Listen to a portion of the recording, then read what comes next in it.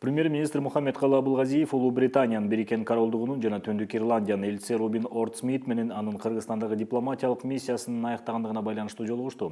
Жолугушуунун жүрүшүндө өкмөт башчы элчиге Кыргызстандагы ишмердиги үчүн ыраазычылык билдирди жана эки жактуу кызматташууларды өнүктүрүүдөгү анын жеке ролун белгилеп өттү.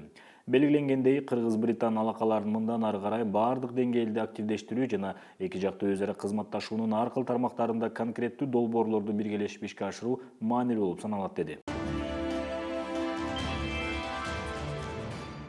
Премьер-министр Мухаммед-Калый Абылгазиев Ош облусуна жумушчу сапарынын алкагында Кара Суу районундагы жазгы талаа иштеринин жана ирригациялык каналды тазалоонун жүрүшү менен таанышты. Өкмөт башчы Кара Суу районунун Нариман айыл аймагындагы Омат Агро айыл чарба кооперативинин ишмердиги менен таанышып чыкты. Фермерлер менен маектешүүдө премьер-министр өкмөттүн ишмердигиндеги ата мекендик айыл чарбаны колдоо жана өнүктүрүү боюнча негизги багыттар тууралуу айтып берди.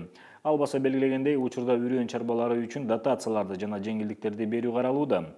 Дыйкандардын айыл чарба кооперативдерине биригүүсү артыкчылыктуу болуп саналат. Үрөөн жакшы болгон шартта гана бай түшүм алууга болот. Бул маселеге чоң көңүл бурулат. Элет эмгеги өтө оор жана талыкпай иштөөнү талап кылат. Калкыбыздын көпчүлүгү агрардык тармакка тартылган. Буга байланыштуу айыл чарбасын мындан ары карай өнүктүрүү ар дайым артыкчылыктуу болуп саналат, деди өкмөт башчы. Премьер-министр менен маектешүүдө аграрийлер жеңилдетилген насыя берүү шарттарын жакшыртуу тууралуу маселени көтөрүштү. Мухаммед-Калый Абылгазиев белгилегендей, Айыл банк ачык акционердик коомунун жетекчилиги менен жеңилдетилген жана узак мөөнөттүү насыялоонун фермерлерге жеткиликтүүлүгүн кеңейтүү чаралары талкууланат. Өкмөт башчы айыл чарбасын каржылоо долбоорунун алкагында каражаттарды максаттуу берүү деталдуу текшериле турганын кошумчалады. Үрөө маселеси кандай болуп атат?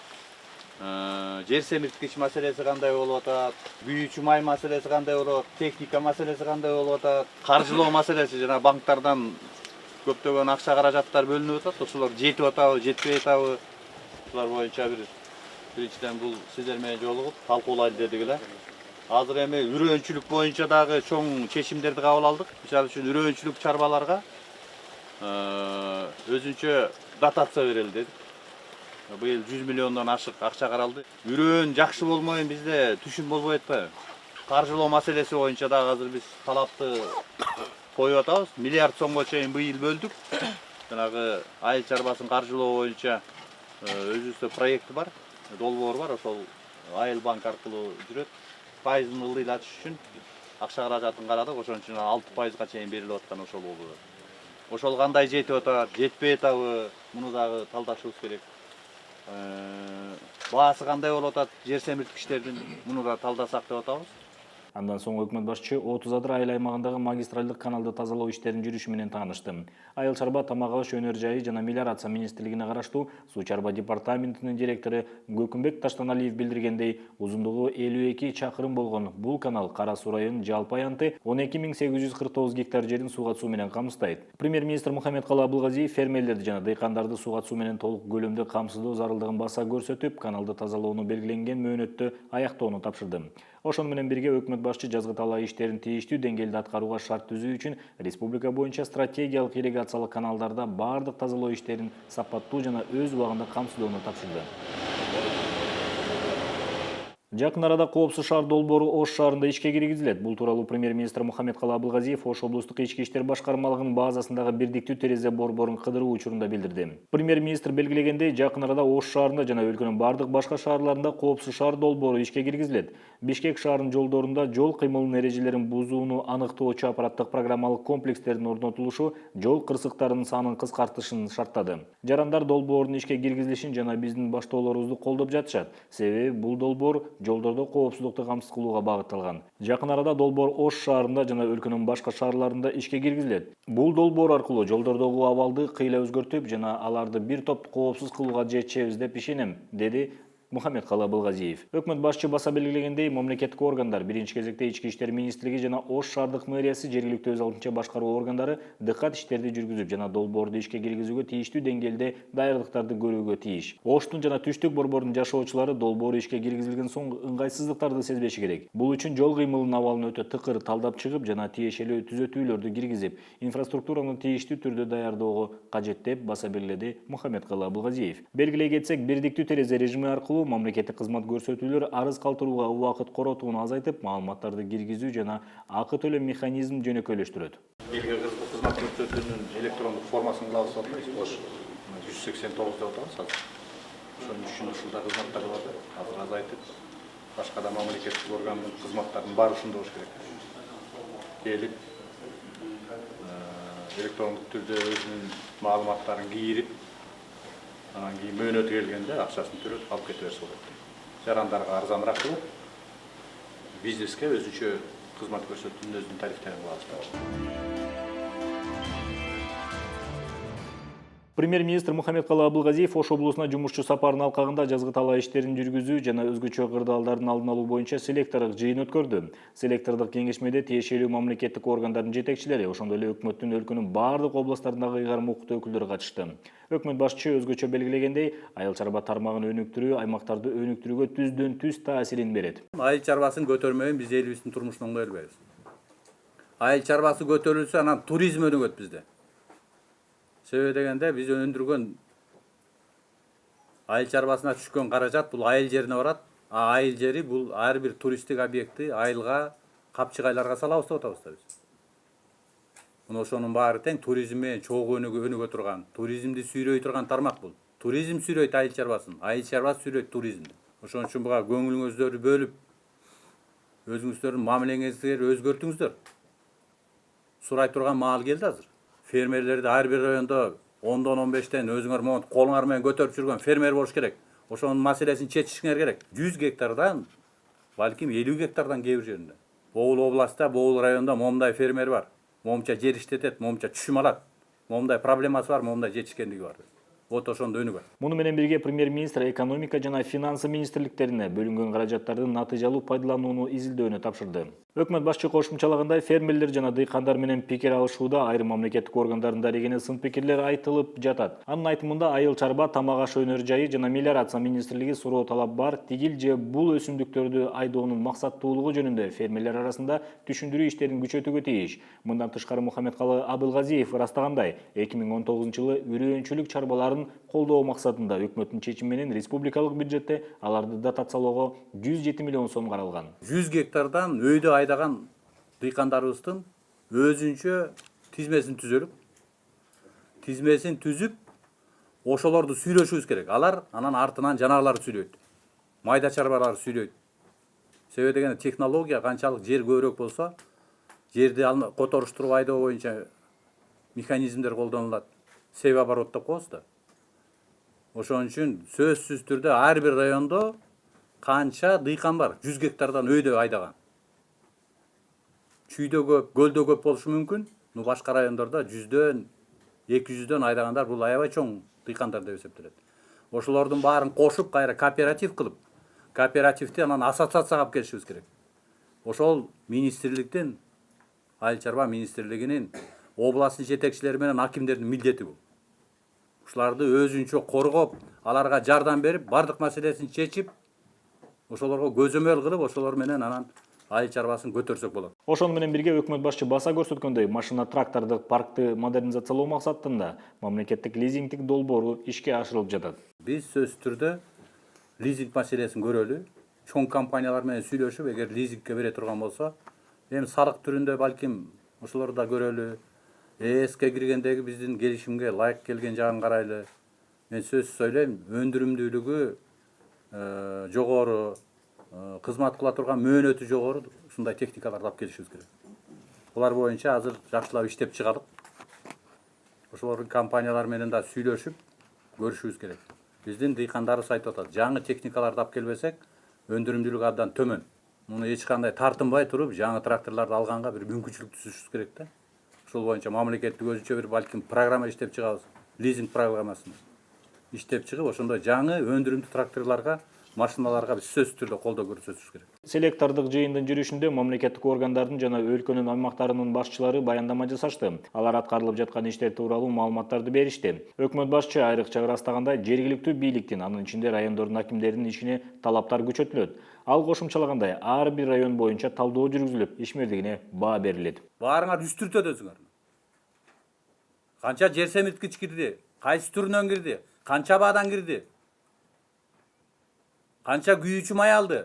Силердин маселеңер ушул. Ким эмне алып атат?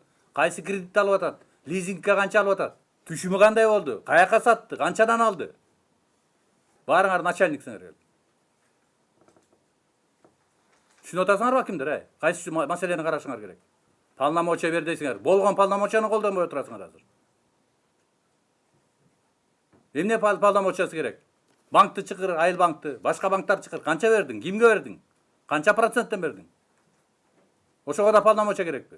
Эмкиде ушулардын баарын билишиңер керек. Премьер-министр кошумчалагандай, жазгы талаа иштеринин алкагында баардык иш-чаралар белгиленген мөөнөттө аткарылууга тийиш. Андан соң селектордук жыйында өзгөчө кырдаалдардын алдын алуу боюнча комплекстүү иш-чараларды жүзөгө ашыруу маселеси каралды. Премьер-министр таасирдүү биринчи кезекте өзгөчө кырдаалдардын пайда болуу коркунучу бар тилкелерде алдын алуу чараларын көрүү зарылдыгын баса көрсөттү. Билесиздер, 2017-жылы 141 адам каза болгон. Бул өзгөчө Өзгөн районунда болгон. Мына ушулардан пайда болгон жана кырсыктар, үй бүлөлөр көчүрүүлөр, жаңы конуштардын пайда болушу, ушулардын баары маселе кээ бири чечилип, кээ бири чечилдик. Мына ушундай кесепеттер абдан биздин экономикабызга дагы, жарандарыбыздын да турмушуна абдан чоң таасирин тийгизет. Ошон үчүн бул маселени карашыбыз керек. Бул максатта системалуу түрдө да иш алып барышыбыз керек. Мамлекеттик администрациялардын, министрликтердин жоопкерчилигин карашыбыз керек. Бул эле бир эле тиги Нурболот Сабыржановичтин эмес эмес да, иш эмес да. Муну квартальный кандай караш керек? Айыл өкмөт да жооп бериш керек буга. Анан сөзсүз түрдө акимдер, губернаторлор, анан биз да жооп беришибиз керек да. Өзгөн районда, башка райондордо баягы көчүрөбүз дегендер эмне болду? Кредиттерди, суудаларды алды, көчпөй аткандар бар. Мына ушулардын баары тең чечим кабыл алып, быйыл 19-жылы чоң иштерди жасашыбыз керекпиз. Селектордун жыйындын жыйынтыгы боюнча өкмөт башчы мамлекеттик органдардын жана жергиликтүү өз алдынча башкаруу органдардын жетекчилерине бир катар тапшырмаларды берди. Аким менен губернатор иштемейин, жергиликтүү иште өкмөттүн иши жыйынтык болбойт. Мен сиздерден суранып да кетем, сиздерге тапшырма да берем. Ар бириңиздер ошол жүктөлгөн милдетти аткарууга, аларды сапаттуу аткарууга, жанагы айыл чарбасында көтөрүлгөн маселелерди, азыркы көтөрүлүп алган өзгөчө кырдаалдар маселесин көзөмөлгө алып, баардыгы акча менен чечилбейт. Эл менен иштеген акимдер кээ бирлери эл менен бүтүрүп атат. Республикалык бюджеттен барбаган каражатты жергиликтүү бюджеттин каражаты менен бүтүрүп атат. Кээ бирлери донорлорду таап атат. Жаткан таштын астына суу кирбейт дейт, билесиздерби? Орустар айтат дейт. Под лежачий камень вода не потечет деп. Урматтуу акимдер. Айыл өкмөттөрү менен ушундай иштерди алып барсаңыздар, ар бир аким жер суу ташкыны болчу жерлерге, жанагы жээктерди оңдоо, түзөө, бекемдөө боюнча иштерди МЧС менен алып барган планды МЧС менен кошо иштеп чыгышыңыздар керек. Канча акча каражаты керек болсо, мүмкүн болушунча баарын беребиз. Но ар бир райондо иш болуш керек бул боюнча. Айыл чарбасы боюнча иштерди айттык, ал боюнча дагы сүйлөшөбүз, маектешебиз, жыйынтыктарды дагы көрөбүз, ким кандай иштеп атат. Премьер-министр Мухаммедкалы Абылгазиев Ош шаарындагы Сүйүнбаев атындагы борбордук стадиондун 2019-жылы Ош шаарынын түрк дүйнөсүнүн борбору катары жарыяланышынын алкагында иш-чараларды өткөрүүгө даярдыгын текшерди. Ош шаарынын мэри Талайбек Сарыбашевдин маалыматы боюнча стадионду реконструкциялоо жергиликтүү ишкерлердин колдоосунда жүрүп жатат. Учурда стадиондун фасаддык бөлүгү реконструкцияланды. Ошондой эле трибуна, чорко тилкеси жана башка инфраструктурасы модернизацияланат. Маданият, маалымат жана туризм министри Азамат Жаманкулов билдиргендей, маданий массалык иш-чараларды өткөрүү учурунда стадиондо сахна орнотулмакчы. Өкмөт башчы бардык курулуш иштерин тиешелүү түрдө аткаруу зарылдыгын көрсөттү. Ал баса белгилегендей, стадионду реконструкциялоону аяктоого республикалык бюджеттен кошумча каржылоо бөлүштүрүү маселеси чечилет. Калың элдин чыбагасы мол болсун, калгандарын канаттуулар чокушмак. Премьер-министр Мухаммедкалы Абылгазиев Ош шаарынын борбордук аянтында өткөн Ноорузду майрамдоого арналган майрамдык иш-чарага катышты. Өкмөт башчы өз сөзүндө Кыргыз Республикасынын президенти Сооронбай Жээнбековдун жана Кыргыз Республикасынын өкмөтүнүн атынан чогулгандарды Ноорuz майрамы менен куттуктады. Премьер-министр баса белгилегендей, Ноорuz майрамы күн менен түндү тогошуусуна дал келип, табигат ойгонуп, кыргыз элинин нускалуу каада салттарына бай болуп саналат. Бул майрамдын көөнөрбөс касиети ата-бабаларыбыздын улуу салтын, үрп-адатын, рухий дөөлөтүн кылымдан кылымга, муундан муунга мурас катары тартуулагандыгында десем жаңылышпайм.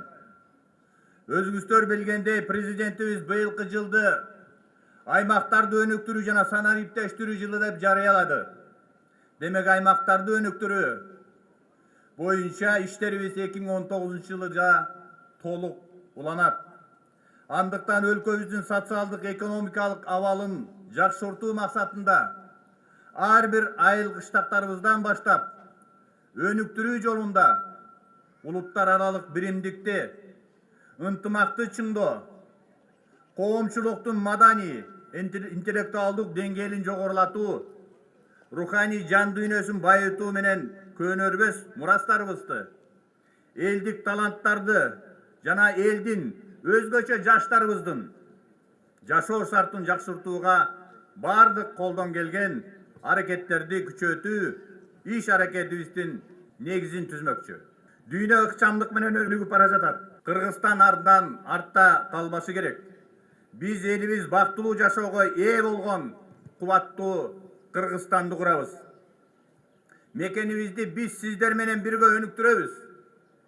Кутмандуу элибиз иштерман жана эмгекчил. Айрыкча айткым келет, өкмөт тараптан жасалган бардык башталыштарды элибиздин колдоо берип жатканына терең ыраазычылыкты билдиребиз. Урматтуу мекендештер, тарыхтын барактарында эзелки кыргыз эли жөнүндө миңдеген жылдан бери кабар берилет. Ошончо орошо мезгилде кудуреттүү эл башынан эмне деген оомал төкмөл заманды өткөрбөдү. Манастын осуятында айтылгандай, бир жакадан баш, бир жеңден кол чыгарып, биринчи кезекте ички биримдикти бекемдөөнүз бүгүнкү күндүн негизги талабы. Элдин тынчтыгы, бүтүндүгү учурдагы эң маанилүү жагдай. Андыктан элди улутка, урууга, калктын бүтүндүгүнө шек келтирген чагымчыл күчтөрдөн нарктуу аксакалдарыбыз, ак элечек энелерибиз, жүрөгүндө жалыны бар чечкиндүү жаштарыбыз бирдикте акыл калчак, күч бирдикте болорун айгинелөөгө милдеттүүбүз. Бирибизге жакшылык каалап, дилибизди тазартып, пейилибизди оңдоп, эпкиндүү эмгек, достук менен гана алга жылабыз. Сиздер менен бирге туруктуу өнүгүүгө карай бара жаткан Кыргызстаныбыздын жаркыраган дагы бир Нооруз майрамын тосуп жатканыбызга кубанычтабыз. Урматтуу мекендештер, бүгүнкүдөй улуу майрамды жалпы элдик майрам катары белгилөө элибиздин ынтымагын тереңдетип, достугун чыңдоодо зор өбөлгө болот. Жер эненин мээлимин, табигаттын кооздугун, жан дүйнөнүн арулуулугун даңазалап келген улуу Нооруз жер жарып, көк чыгарсын. Күн нурун адамзатка тегиз тийгизсин.